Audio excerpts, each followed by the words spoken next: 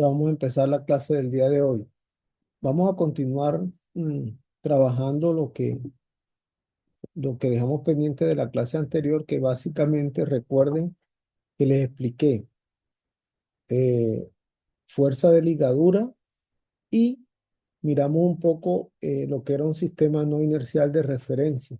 Entonces, en virtud de eso, de lo que es un sistema no inercial de referencia, vamos a mirar dentro de esas aplicaciones de las leyes de Newton la siguiente situación. Este problema es muy sencillo, pero bueno, esto también es muy importante que ustedes lo reconozcan y digamos que entiendan bien el modelo cuál es. Entonces miren que aquí en este caso particular, digamos que tenemos este carrito. Este carrito tiene un bloque M1 y M2 que están unidos por esta cuerda.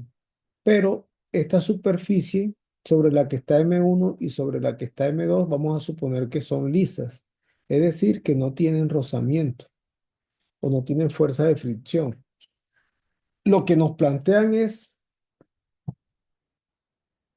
calcular el valor de la fuerza que se le debe aplicar a este carro de tal manera que acelere, pero que M1 y M2 se mantengan en las posiciones fijas, como si estuvieran pegados ahí sobre el carro. Eso es lo que plantea el ejercicio, ¿no? Ahora, esa fuerza la vamos a escribir en términos de varias cosas, en términos de las masas, e incluso vamos a escribir una expresión para, en principio yo voy a utilizar un marco no inercial, pero se puede hacer para los dos casos, digamos. Dado eso, recuerden que el trámite común de este asunto es que debemos dibujar las fuerzas que actúan sobre el carrito, dependiendo de dónde vamos a ubicar nuestro sistema de referencia. Un sistema de referencia que esté fuera del carro, digamos, esto es alguien que esté aquí, digamos acá, aquí.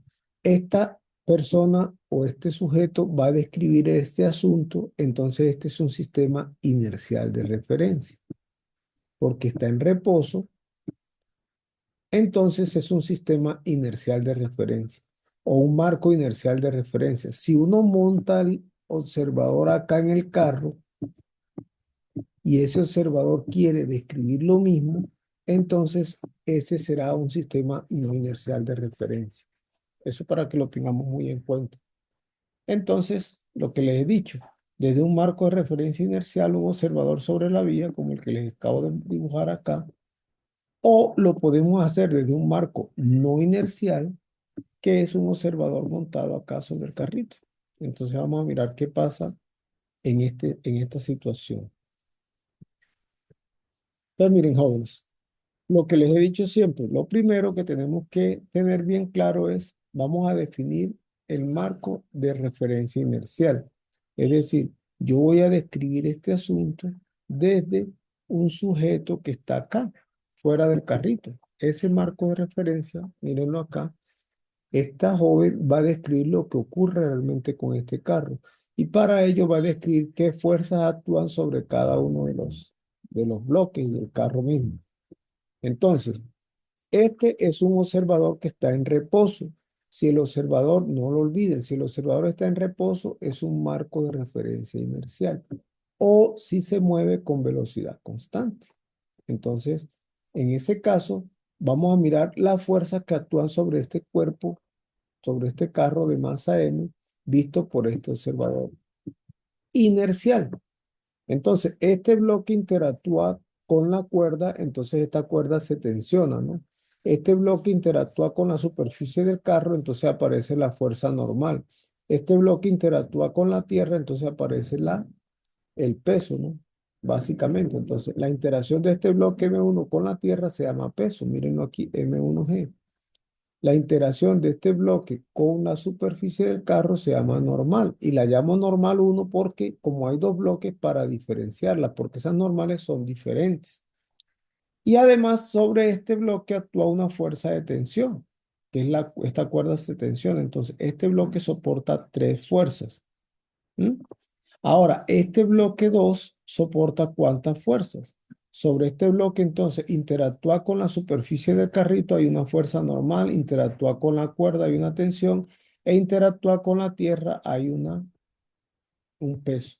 Miren, el peso 2 y la normal. Esas son todas las fuerzas que actúan sobre cada uno de estos bloques. Ahora, miren, este ejercicio, uno puede decir, bueno, pero este bloque, esta fuerza F actúa sobre este carro y lo acelera con una cierta aceleración A, digamos. Entonces, esa fuerza F que actúa sobre ese carro debe ser igual ¿a qué? A la masa del carro más la masa del bloque 1 más la masa del bloque 2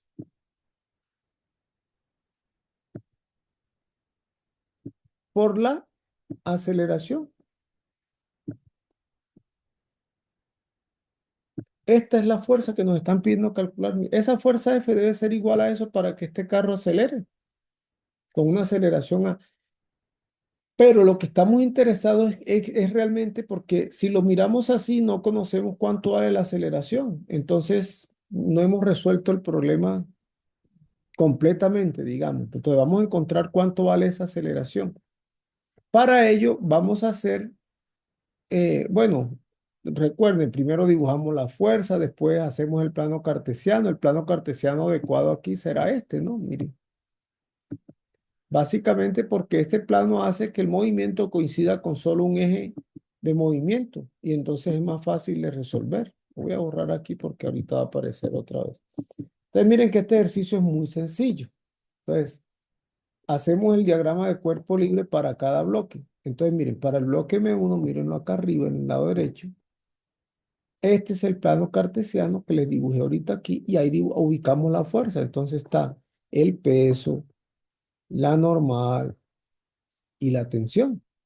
Solamente hay tres fuerzas actuando. Ahora, miren que estas son las fuerzas que ve esta observadora.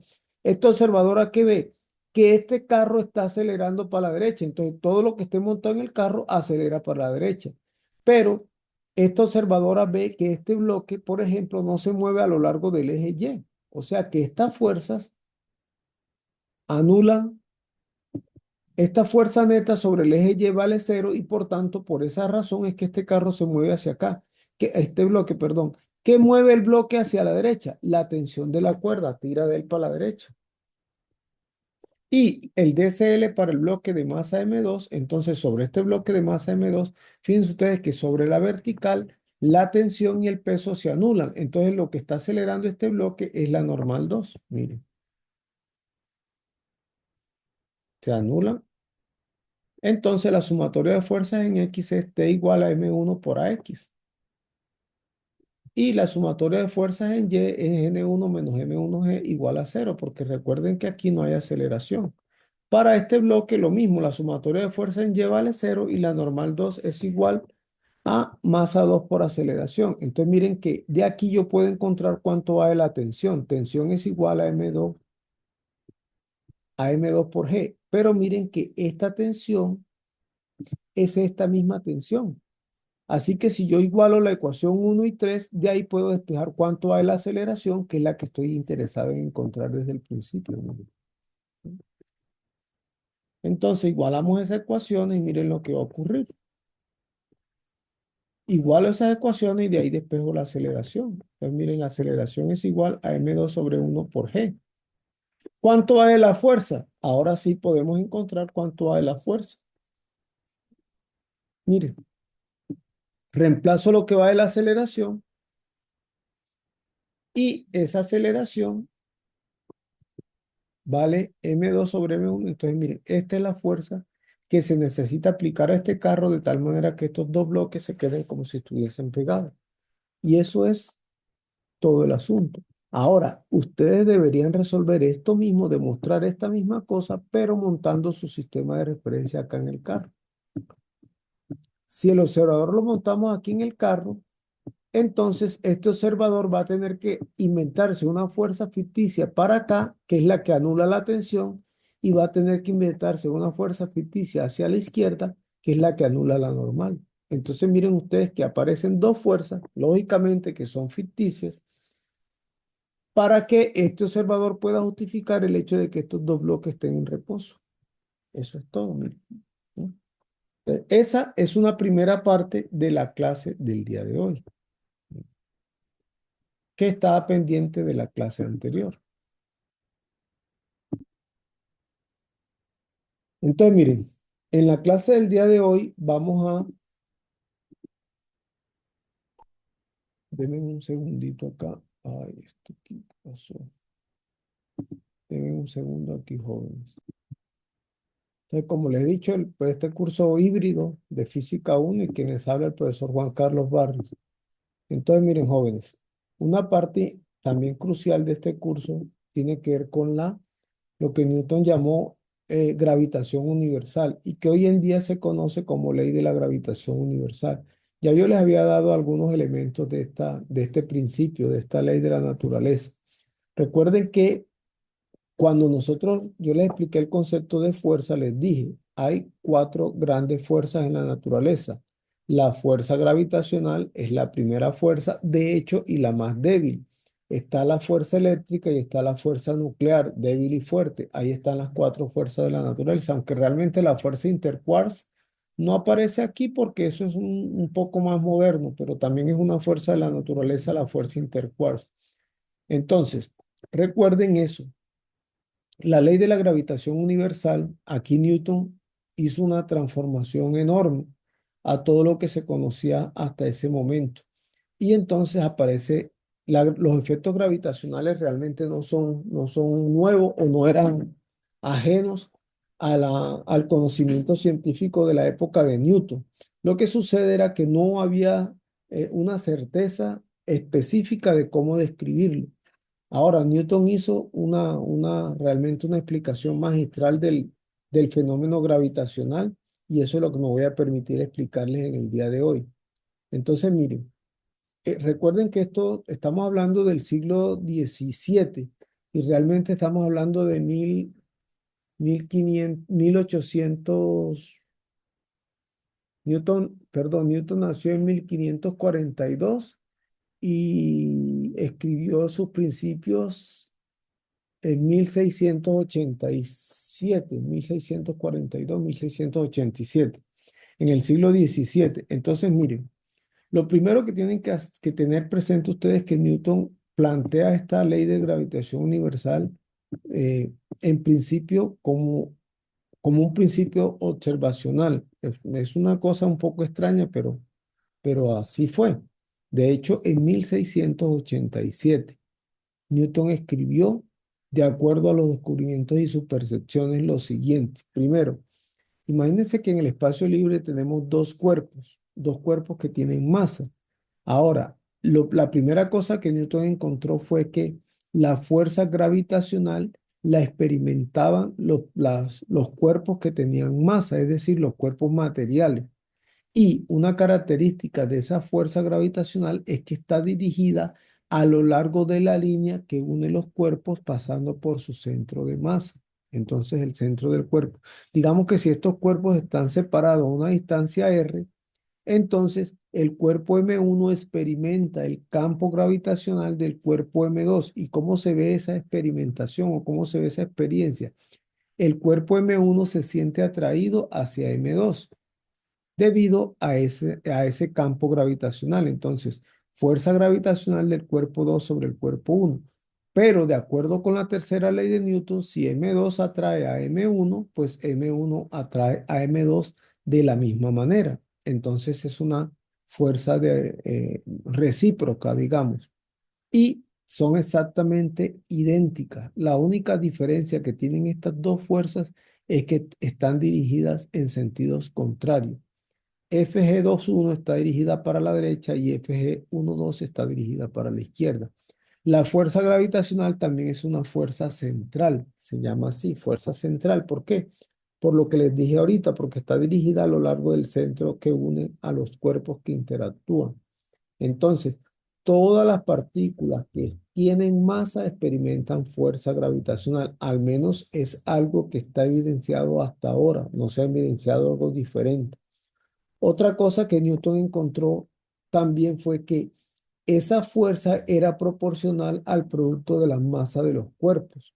Es decir, esa fuerza realmente se hacía más grande en cuanto mayor fueran las masas de los cuerpos, porque nos daría un producto mayor. Pero también Newton encontró que esa fuerza disminuía con el cuadrado de la distancia que separa los cuerpos. Al final él estableció una ecuación matemática dada por esto, donde G es la constante de proporcionalidad entre la fuerza gravitacional que experimentan los cuerpos que interactúan gravitacionalmente, aun cuando suene redundante. Esa constante gravitacional realmente tiene un valor específico y único. Es una constante, se llama universal porque realmente tiene un valor específico. Entonces, a esta fuerza realmente es lo que se le conoce como fuerza gravitacional. Y por la tercera ley de Newton, pues esta fuerza G21 es igual a la fuerza G12, pero con un signo menos aquí, miren aquí, para indicar que estas fuerzas realmente son opuestas en sentido, nada más, pero tienen la misma dirección. Y G es la constante de gravitación universal que tiene un valor de 6 punto algo por 10 a la menos 11. Es un valor realmente pequeño, el valor de la constante de gravitación universal. Entonces, de 6,67 por 10 a la menos 11 newton por metro cuadrado sobre kilogramo. Esta es la expresión que describe la fuerza gravitacional que experimentan los cuerpos masivos. Sin embargo, esta fuerza gravitacional fue corregida por Albert Einstein, perdón, cuando Einstein propuso la teoría general de la relatividad. Entonces, se incluyen los efectos relativistas a la ley de gravitación universal y tienen una modificación ahí. Pero bueno, para nuestros fines, vamos a utilizar la ley de la gravitación universal. Entonces, miren lo siguiente, si uno tiene un cuerpo como la Tierra, por ejemplo, la masa de la Tierra, supongamos que es una masa, tiene un valor m sub t. El radio de la Tierra tiene un valor R sub t. Por ahora no nos interesan esos valores. Si hay un cuerpo que se encuentra a una cierta altura sobre la superficie de la Tierra y ese cuerpo tiene masa m, ya sabemos que este cuerpo, si lo soltamos, cae libremente. Pero vamos a tratar de explicar un poco por qué cuando nosotros estudiamos caída libre, yo les decía, vamos a considerar que el cuerpo está muy cerca de la superficie para considerar que la aceleración gravitacional es constante. Pero si estamos muy alejados de la superficie, el valor de la aceleración no es constante, entonces hay que considerar otras cosas más. Vamos a analizar eso qué quiere decir. Ahora, bajo estas circunstancias, este cuerpo de masa m soporta una fuerza gravitacional que va dirigida hacia abajo. Miren. Este cuerpo de masa m se siente atraído por la Tierra por esta fuerza gravitacional. Si nosotros aplicamos realmente, vamos a calcular cuánto vale esa fuerza realmente, aplicando la ley de gravitación universal de la que estamos hablando en el día de hoy. En ese caso, la fuerza gravitacional que ejerce la Tierra sobre este cuerpo de masa m debe ser igual a esto. A G por el producto de la masa de la Tierra por la masa del cuerpo dividida sobre la distancia que separa el cuerpo de la Tierra al cuadrado. Sin embargo, miren que aquí aparece R sub t al cuadrado y no aparece H. ¿Por qué no aparece H aquí? Porque esta es la expresión general de la fuerza gravitacional y vamos a aplicarla a este problema particular. Aquí tener en cuenta que m sub t es la masa de la Tierra, m será la masa del cuerpo y r sub t será el radio de la Tierra. ¿Sí? En ese orden de ideas, si m cae libremente, el peso de ese cuerpo es igual a la fuerza gravitacional. No es que haya dos fuerzas, sino que el peso realmente es igual a la fuerza gravitacional. Y si uno mira acá, esta masa m con esta masa m se pueden cancelar.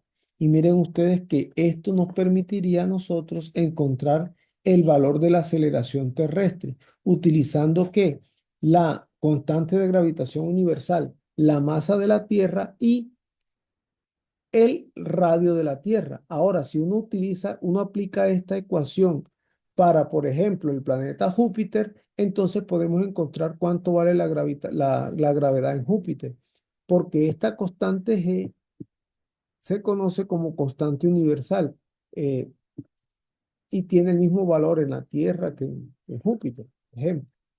Entonces, lo que necesitamos son los valores de la masa de la Tierra y el radio de la Tierra para poder encontrar el valor de la aceleración terrestre o cerca de la superficie terrestre. Esto si estamos cerca de la superficie terrestre. Pero si nosotros estamos a una distancia h, es decir, no estamos cerca de la superficie terrestre, entonces en ese caso tenemos que medir que la distancia que separa el cuerpo del centro de la Tierra será el radio de la Tierra más esta altura h. Y entonces en esta expresión había que escribir aquí, en vez de escribir r sub t, tendremos que escribir h más r sub t y todo eso elevado al cuadrado. Miren. Este sería el valor. Miren que con esta expresión podemos encontrar el valor de la aceleración terrestre. ¿Cómo varía ese valor si nos alejamos de la superficie? Lógicamente que el radio de la Tierra son de como 6.000, creo que son 6.700 kilómetros. Eso equivale más o menos como a unos 6.700.000 metros. Si yo digo, este celular está a 2 metros de la Tierra, si yo comprara 2 metros con 6.700.000 metros, realmente 2 metros no es nada. Por esa razón es que uno asume que cerca de la superficie terrestre el valor de la aceleración realmente es constante, porque las variaciones son pequeñas. Pero si yo digo ahora, el cuerpo no se deja caer a una distancia de 2 metros, sino que se deja caer a una distancia de 5 kilómetros. 5 kilómetros nos equivaldrían a 5.000 metros. Y entonces ya ahí empiezan a ser comparables los valores. Por esa razón, con esta expresión matemática uno puede determinar más o menos los rangos de valores de cómo varían los valores de la aceleración terrestre a medida que nos alejamos de la superficie. En ese orden de ideas, miren que yo acá hice algunos cálculos en esta tabla. Miren, aquí está la masa de la Tierra, que son 5,972 por 10 a la 24 kilogramos. El radio de la Tierra son 6.371.000 metros aproximadamente. Lo que yo les decía, 6.400.000 metros, más o menos. Si ahora nosotros comparamos, miren, a 1.000 metros de a 1.000 kilómetros de la Tierra, perdón, el valor de la aceleración, si yo reemplazo este 1.000 metros aquí, se lo sumo a 6.370.000 y hago esta operación, el valor de la aceleración me da 7,33. Si estoy a 2.000 metros, me da 5,98. Si estoy a 3.000 metros, 4,53. Si estoy a 7.000 kilómetros, perdón, 3.000 kilómetros, si 4.000 kilómetros, si estoy a 7.000 kilómetros de la Tierra, miren que el valor de la aceleración vale 2,23. Y entonces, como el valor de la aceleración disminuye, eso también hace que el peso del cuerpo disminuya. De hecho, entre más nos alejemos de la superficie terrestre, los valores de la aceleración terrestre se van a hacer cada vez más pequeños. Y entonces pueden hacerse incluso tan pequeños que hablemos de ingravidez, es decir, de un punto en el que no tenemos gravedad y por eso parece que los objetos realmente flotan, ¿no? Como cuando están en la Estación Espacial Internacional. Entonces, esta es una forma matemática de uno calcular los valores de la aceleración terrestre en función de la altura sobre la superficie terrestre.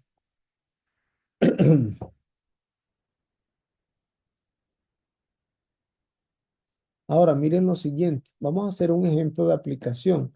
Miren esto. Considera un satélite de masa m que se mueve en una órbita circular alrededor de la Tierra con una rapidez constante y a una altura h sobre la superficie de la Tierra, como muestra la figura. Entonces, miren, en este problema, miren lo que dice. Considere un satélite de masa m que se mueve en una órbita circular alrededor de la Tierra con rapidez constante. Como la trayectoria es un círculo y la rapidez es constante, entonces el satélite describe un movimiento circular uniforme.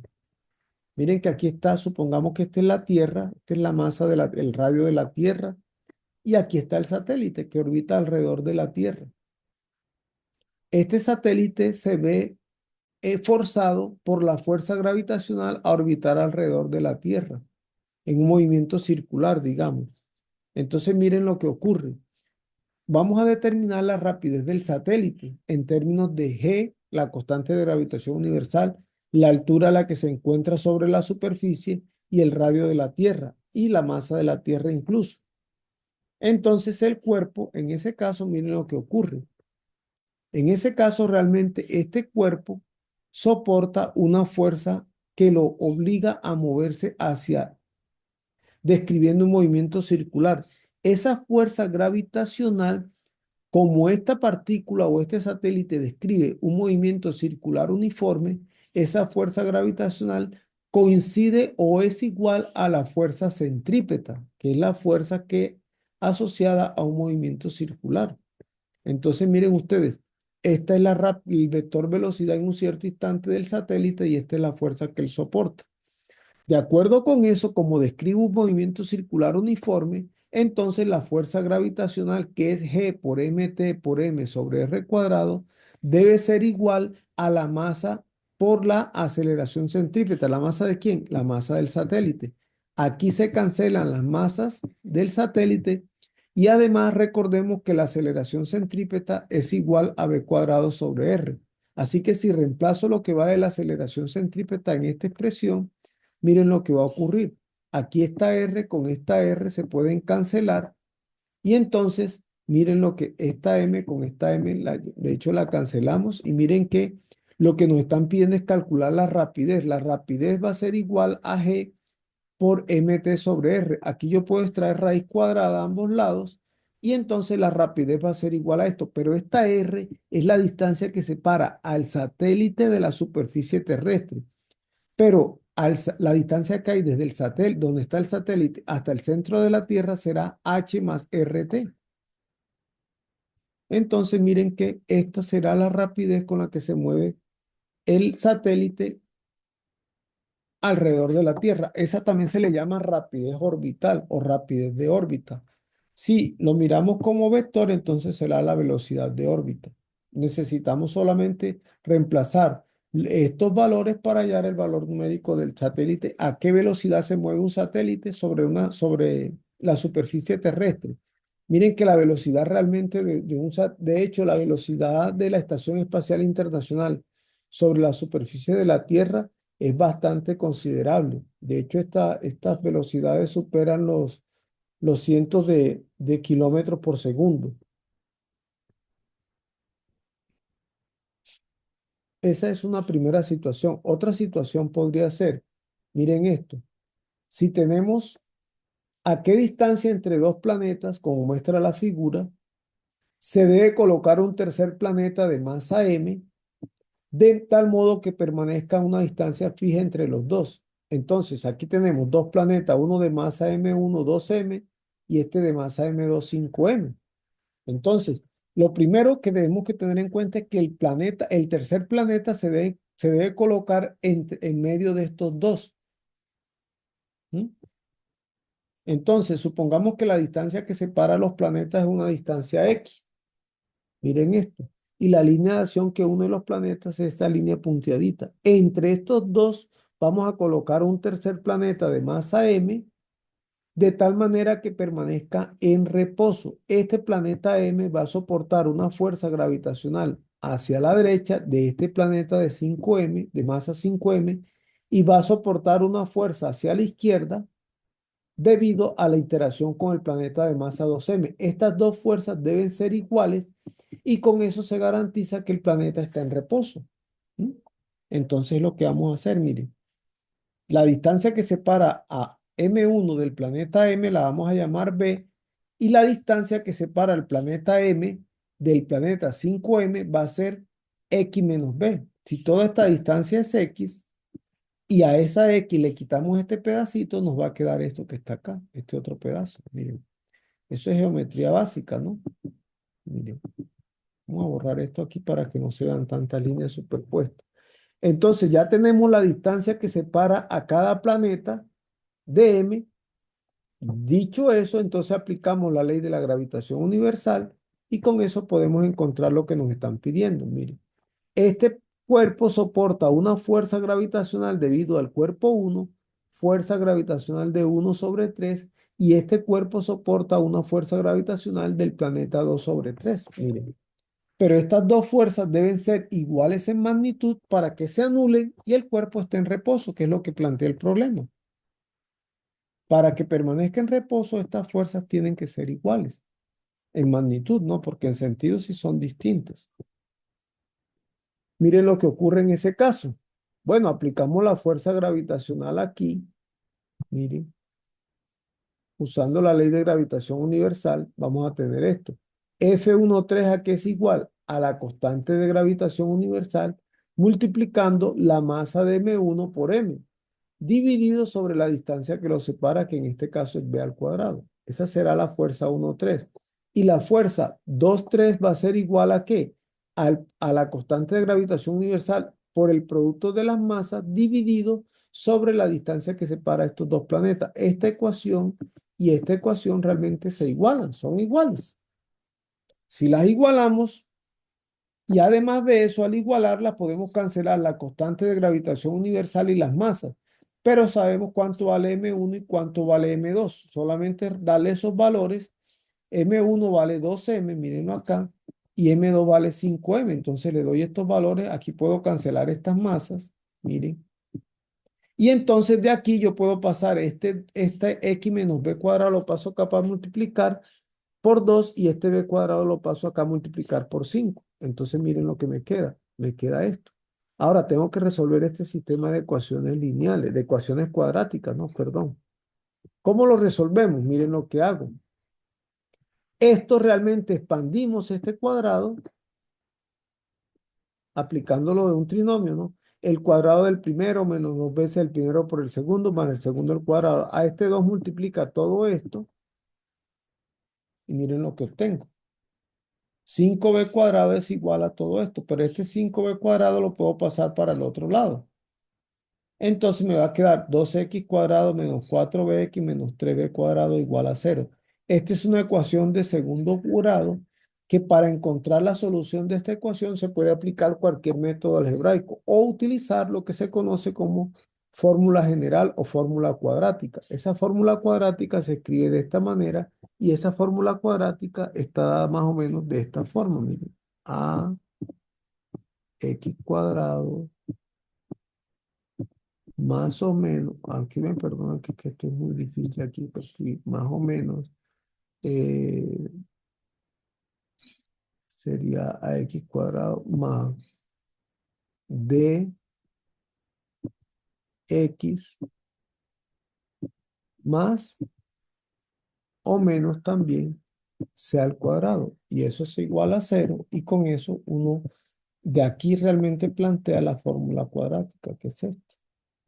Entonces, esta d va a ser lo que acompañe, en este caso, esta d va a ser las veces de lo que está aquí acompañando a la x solita. Y esta a va a ser lo que acompaña al término al cuadrado.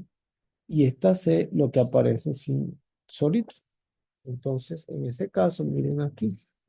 Solamente reemplazo los valores de a, d y c en esta expresión y opero. Entonces, eso conduce a algo así. Miren, al reemplazar todos esos valores, miren lo que me da. Bueno, hago la operación matemática algebraica aquí y me da que x es igual a esto. Eso va a implicar que x va a ser igual a 2b más o menos 4 raíz cuadrada de 10.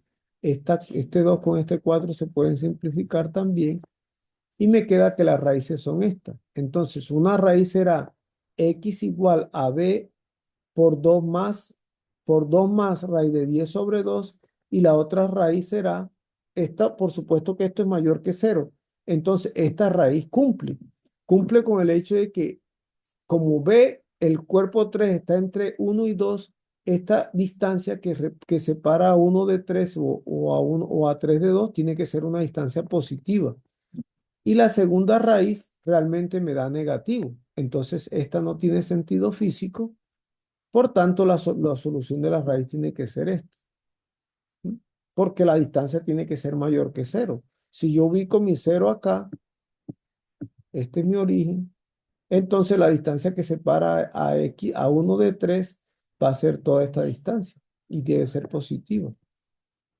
Entonces, eso es lo que nos preguntaban de cuál es a qué distancia la debemos colocar aquí. Si le damos un valor a B, entonces podemos encontrar el valor numérico para un caso particular, pero esta es una situación mucho más general. A esto es lo que se le conoce como ley de la gravitación universal.